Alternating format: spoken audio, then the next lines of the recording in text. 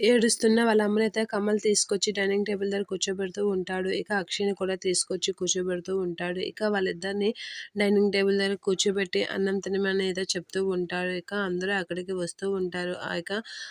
అక్షయ్ అయితే వాళ్ళ అమ్మ కాసి చూసి చాలా బాధపడుతూ ఉంటాడు. ఇక పార్వతి అయితే బాగా ఏడుస్తూ ఉంటుంది.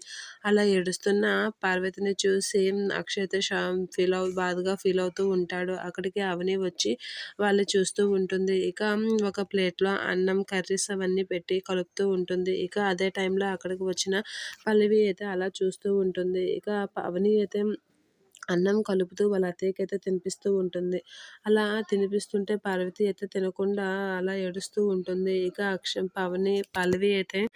అవని అయితే పార్వతికి తినిపిస్తుంటే పార్వతి తినకపోవడంతో అలా చూస్తూ బాధపడుతూ ఉంటుంది అవని. ఇక తినండి అత్తయ్య అని చెప్పేసి చాలా బ్రతిమలాడుతూ ఉంటుంది. అయినా పార్వతి తినకుండా ఏడుస్తూ ఉంటుంది. అది చూసి అవని షాక్ అవుతూ ఉంటుంది. ఇక పల్లవి అయితే అలా చూస్తూ ఉంటుంది దూరం నుంచి. ఇక అక్షయ్‌కి కూడా తినిపిస్తూ ఉంటుంది అవని. అలా తినిపించేసరికి అక్షయ్ కూడా తినకపోవడంతో అవని దగ్గర ఉన్న అన్నం ప్లేట్‌నైతే తీసుకుంటూ ఉంటుంది పార్వతి. అలా అన్నం ప్లేట్‌ని తీసుకొని అన్నం కలుపుతూ అలా అక్షయ్ కాసి చూస్తూ బాధపడుతూ ఉంటుంది. ఇక అక్షయ్‌కైతే అన్నం తినిపిస్తూ ఉంటుంది పార్వతి. అది చూసి అక్షయ్ షాక్ అవుతూ వాళ్ళ అమ్మ కాసైతే అలా చూస్తూ ఉండిపోతూ ఉంటాడు. ఇక పార్వతి అయితే తినరా అక్షయ్ అని చెప్పేసి అంటూ ఉంటుంది. ఇక అక్షయ్ అయితే చాలా బాధపడుతూ అన్నమైతే తింటూ ఉంటాడు. ఇక అవని అయితే కొంచెం హ్యాపీగా ఫీల్ అవుతూ ఉంటుంది. అక్షయ్ చేసిన పనికి పార్వతి వాళ్ళందరూ అయితే కొంచెం హ్యాపీగా ఫీల్ అవుతూ ఉంటారు.